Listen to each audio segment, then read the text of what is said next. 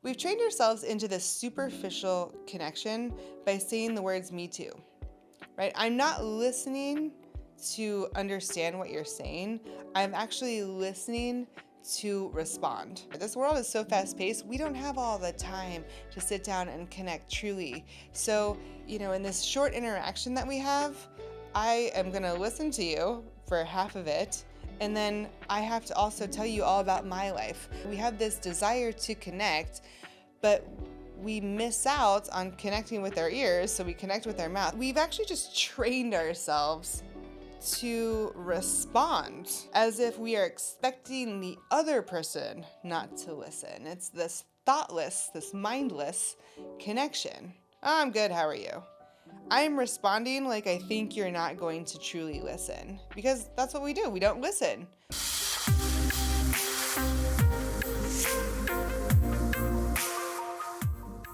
Welcome back to my channel. I'm Life Coach Meg Ellis, and today we are talking about listening.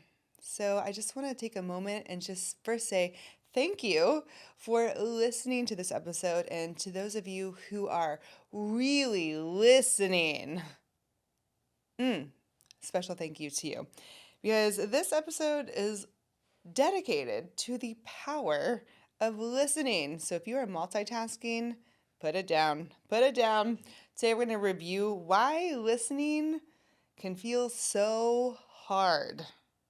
We're going to see how learning to listen can actually change your relationships and improve them, including the relationship that you have with yourself.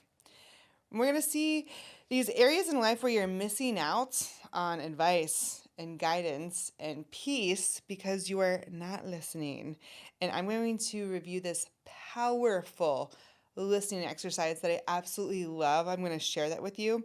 It's something that I do in coaching. It's something I do on the wellness retreats that I host. And I'm actually going to be sharing it with you guys as a special challenge. So if you are somebody who struggles with listening or finds it hard or finds it annoying when other people don't listen to you, this episode is for you, and then maybe you can send it to them as well. So I'm just going to say it. Why is listening so hard? Why? We are constantly distracted. We are just completely distracted. We are overstimulated. We are multitaskers. And we have short attention spans. And I found some facts that I found were really interesting. You will be shocked the same way I was whenever I read this. Children, their average attention span, guess what it is? 29 seconds. Teenagers, attention span, 2 to 48 seconds. Adults, just take a stab at it. Adults, the attention span of adults, what is it? 8.25 seconds. So if you have made it into this episode past the 8-second mark, thank you. You've made it. So studies show that attention spans are actually longer in young adults and children than it is in adults. So don't go hating on Gen Z. The studies have also shown that girls typically perform better in distractibility and impulsive reaction tendencies. Why do we have such a short attention span? Why do we multitask? Why can't we listen? Truly listen. Because of the internet, social media, environment, prolonged screen time. And the funny thing is, this research that I had done showed in 2013, so just over 10 years ago, the adult time span was 12 seconds. And now it's down to 8.25 seconds. That is wild. And you always hear that the thing about the goldfish, right? You have the attention span of a goldfish. Here's a fun fact. What do you think the attention span of a goldfish actually is? It's 9 seconds. A goldfish beats us as adults in the modern world with our 8.25 second time span. Whew. And I'm telling you, if you are a multitasker, if you are someone who's always living in the future, thinking about the next thing, Listen up. This episode is going to change your life because I am you. This episode is for me too. The power of listening has truly transformed my relationships, my communication, even my relationship with myself. Really, and it's something that I still catch myself doing, especially since I'm an Enneagram 7. I talk about the Enneagram a lot. I coach with it. It's one of my 3 foundations of coaching. It is the most spot on personality test that you will ever take. If you've never taken it, there's a link for a free test in the show notes. But it basically tells you why you do things. And I'm an Enneagram 7, which I think is the most scatterbrained and distracted type out there out of the 9 types. 7s, ooh, we like to constantly keep ourselves distracted and busy up here in the mind. And I'm telling you, I just got back from Bali. You've heard me talk about this on the show. I host these wellness retreats all over the world with my best friend, my yoga colleague, Jose. He does the yoga. I do the life coaching, and we host these wellness retreats. They're magical. But we recently went to Bali. It was the longest flight that I have ever been on in my entire life. It was 16 hours. And I worked the whole way there, and I'm just getting some things squared away before I was gone for almost 2 weeks. And I am, and this is just goes to show you how much I find myself constantly distracting myself and multitasking. I was uploading a course onto my coaching membership platform. If you didn't know that too, I offer coaching resources, unlimited access to coaching videos and Enneagram resources, and there's a community on there. You can talk to other people. There's meditations on there, all kinds of stuff, journal prompts. But I was finishing up the course for the month of September, and I'm uploading these little chunks of videos on there, and it's just taking a long time. So I am watching a movie. It's in the background. I even have the headphones on. I'm listening to the sound. And it's a movie that I've already seen, so I didn't have to pay attention to it too much, right? But I'm watching a movie, right? I'm uploading these videos at the same time. I'm working on the worksheets. I'm doing 3 things on my computer. And because the internet on the plane is not the best, it's a little slow, I have to wait maybe 2 minutes to upload as this video uploads. And instead of just going back to watch the movie, because I couldn't just do that, I'm like, oh, great. For these 2 minutes, I'll go back to my Sudoku game and play my online game. So I'm watching a movie, I'm working, I'm doing these worksheets, I'm uploading these videos, and in the 2 minutes that I had, I'm like, okay, let me play the Sudoku game. And I had to actually put it down. I caught myself and say, whoa, you are doing too much right now. Stop. Just stop. Just sit here and just be.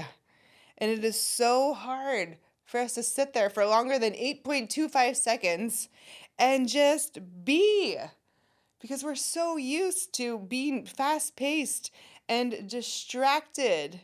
And it just doesn't show up when you're sitting on a 16-hour flight to Bali. It shows up in our relationships, our conversations, our communications, our daily interactions. And something that I've noticed is because we are so fast paced and distracted, we miss out on connection with ourselves, with other people, with guidance. We miss out on connection. We've trained ourselves into this superficial connection with others because our world is so fast-paced. And we rush into this Me Too thing when we have an interaction with someone. And instead of actually listening to understand what the other person is saying, we don't have a lot of time. We've trained ourselves into this superficial connection by saying the words "me too," right? I'm not listening to understand what you're saying. I'm actually listening to respond. So I listened to you for about 8.25 seconds. We don't have a lot of time here. This world is so fast paced. We don't have all the time to sit down and connect truly. So, in this short interaction that we have, I am going to listen to you for half of it. And then I have to also tell you all about my life. So I'm going to want to connect, right? We have this desire to connect, but we miss out on connecting with our ears, so we connect with our mouth. Oh yeah, that happened to me too. Someone shares something with you, and it comes from a good place. We want to connect. So you say, "Oh my God, yeah, this happened to me too. Let me share about me." And that's a great way to connect, is sharing about yourself, but it limits us. It limits the connection, and it forces us into a, a superficial connection. And so you walk away not feeling deeply connected to that person. And so you do the same thing with the next person, with the next person, and the next person. Oh, yeah, me too, me too, me too. Let me share about me, because we don't got a lot of time here, right? It's that classic. I'm walking down the hallway. I run into someone. We're walking the other way. We got about 15 seconds before we got to continue and move on in the direction that we were going. Hey, how are you? Even our greetings. We've even forced ourselves into a superficial greeting. How are you? I'm good. How are you? Right? One thing I love world travel because I love seeing beautiful places, of course, but I really like seeing the cultures, and I love seeing how people are different. And last year we had a retreat in Greece, and I stayed a couple extra weeks and just hopped around and met a bunch of people. And one of the things I loved, it's happened multiple times, is when you would say, "How are you?" to somebody in Greece, and their primary language is not English, so they didn't understand that it's just this. It's essentially just us saying hi, right? Hi, how are you? Good, how are you? Right? We've trained ourselves into this superficial connection. I would say, "How are you?" And I got this multiple times. They would say, my condition is excellent. And not even say, "How are you?" Right? My condition is excellent. I love that. It's a fun, accurate statement of, you're giving me this accurate information about what's going on in your life. You're not just dismissing it to say, "Good, how are you?" Moving on. No, it's this connection. Oh, my condition is excellent. I love that. I tried to adopt it. It lasted about a week, and I want to bring it back. But we've actually just trained ourselves to respond as if we are expecting the other person not to listen. It's this thoughtless, this mindless connection. "Oh, I'm good, how are you?" I'm responding like I think you're not going to truly listen, because that's what we do. We don't listen. We have a culture of fast-paced, distracted, I'm not listening.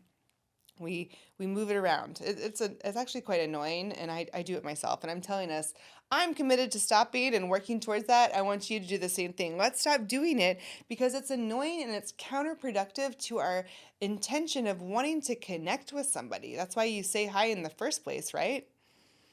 So I found this interesting. Like I said, I coached through the lens of the Enneagram.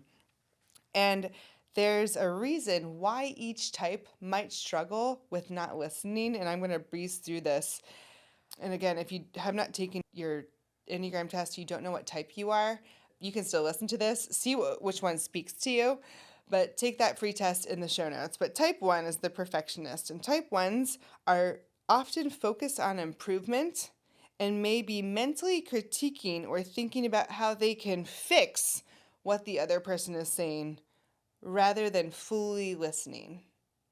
And just think about that. When was the last time I fully just listened to understand and not listened to respond? And sometimes listening, this is where I'm not a 1, I'm a 7, but I oftentimes listen to fix things, right? Rather than fully listening. And you're missing out on connection when you do this.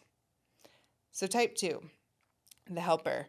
Type 2s might struggle with listening because they are preoccupied with how they can help or meet the other person's needs, which can lead to jumping in with solutions before fully hearing them out. Altruistic motives, of course, I want to help you, but we're not fully listening. You're missing out on connection. Type 3, the achiever. Type 3s are goal-oriented and may focus on efficiency, leading them to rush conversations or mentally move ahead rather than fully listening. 4, the individualist. 4s are highly introspective and might get lost in their own emotions or experiences, which can distract them from being fully present and being empathetic listeners. Type 5, the investigator. Type 5s may struggle with listening because they are often in their own heads, analyzing information or thinking deeply, which can make them seem distant or disengaged during conversations. This is another reason why I love to know other people's Enneagrams, because if you feel like somebody else might not be listening to you, it might be that you can take their Enneagram type and understand, oh, this is why you're not listening. Again, get to the root here of how you can truly connect. And you can't understand and overcome these things that hold us back from listening until you accept them and become aware of them. So if you're not even aware of what you're doing or what your partner or your friend or whoever you're in communication with, if you're not aware of what they're doing, it's a missed opportunity for deeper understanding and connection, which is why I love the Enneagram. So find out what your type is and what the people in your life, find out what their type is too. You will take things less personally. I trust you. Trust me. Type 6, the loyalist. Type 6s might have a hard time listening due to anxiety or fear, as they could be preoccupied with the worst case scenarios or doubting the reliability of what's being said. Type 7, the enthusiast. And this is true. Type 7s are excitable and forward thinking, often jumping ahead to the next idea or experience, which causes them to interrupt or struggle with staying fully attentive. I interrupt so much. It is one of my most annoying qualities I have about myself. I'm just excited. But it cuts me off from listening, therefore that deeper connection. Type 8, the challenger. Type 8s are strong-willed and decisive, and they may struggle with listening if they feel the conversation is inefficient or if they are already formulating a counter-argument in their mind. Got it? Get it good? Let's move on. Rather than, let me be here and truly listen to understand, not to respond. Whatever type you are, listen to understand, not respond. And 9, the peacemaker. Type 9s may tune out or mentally check out to avoid conflict or discomfort, especially if the conversation feels emotionally charged or overwhelming. And I tell you this not so you can harp on yourself, but really so you can be self-aware, because listening is so powerful. So here's this challenge, and this is that exercise that I do on retreats. I do it in coaching. And it's really great for couples or partnerships, friends even, or even a relationship that you have at work. This is great. And it takes about 10 minutes of your time. You're going to alternate, right? It's kind of like that talking stick. I don't have the talking stick, so I can't talk. You have the talking stick, so you can talk. But it's this metaphoric talking stick. It takes 10 minutes, 5 minutes each. So you got partner 1 and partner 2. And partner 1 has 5 minutes with the talking stick, right? 5 minutes of the floor. And they can talk about whatever they want to talk about if they're sharing something with you. And remember, we're used to that superficial connection because we're short on time. We got to do this quick. Me too, me too, me too. I'm going to affirm what you're saying. I'm going to be relatable because that's how I think we can best connect. That is a way to connect when you don't have a lot of time. But again, it's cutting you off from that deeper connection. You can connect with your mouth, but you can connect deeper with your ears by listening. So, partner 1, 5 minutes, they got the floor. Partner 2, the only thing that partner 2 can do is listen. And when you respond, partner 2, the only thing that you can do is ask questions. Get to the deeper meaning. Learn to listen and to understand, not to respond. And you're going to do this by training yourself by all you can do is ask questions. And if you don't know where to start, a great question is, well, why? Why did you do that? Or why did you feel this way? Or can you tell me more about that? And I'm telling you, all it takes is 5 minutes, and then you switch, right? You can talk about something specifically or just open sharing, whatever it is. And it's amazing how deep you can go with just 5 minutes. You can do this for 10 minutes too. You can do it for 20 minutes. It doesn't matter. But pick a time and you flip-flop. And by asking questions, it is amazing how deep you can go in such a short amount of time. And it doesn't have to be this set aside exercise. You can actually practice this in just normal conversation rather than replying with saying, "Oh yeah, me too." Just reply with a question. "Oh my gosh, tell me more about that. Why did you do this?" Or "What did that mean for you?"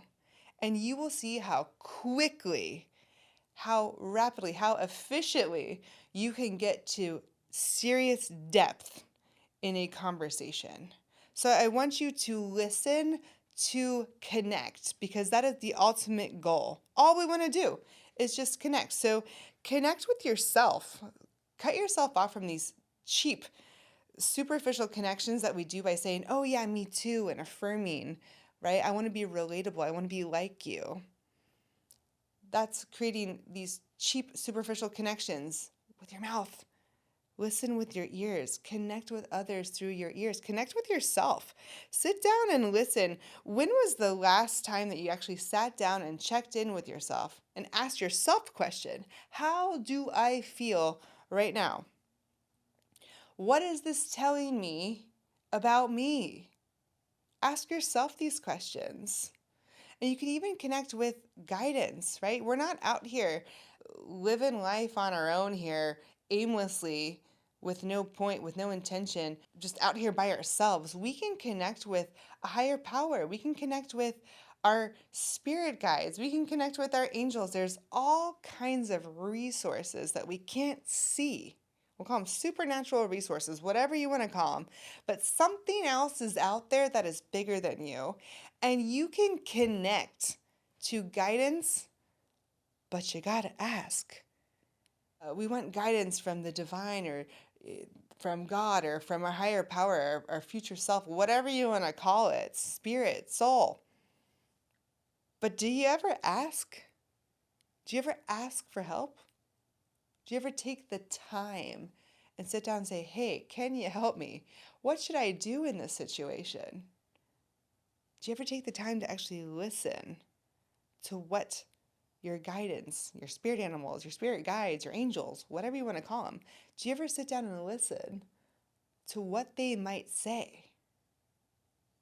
Because, we love efficiency. That's why we're so fast paced. That's why our attention span is it's shorter than a goldfish's.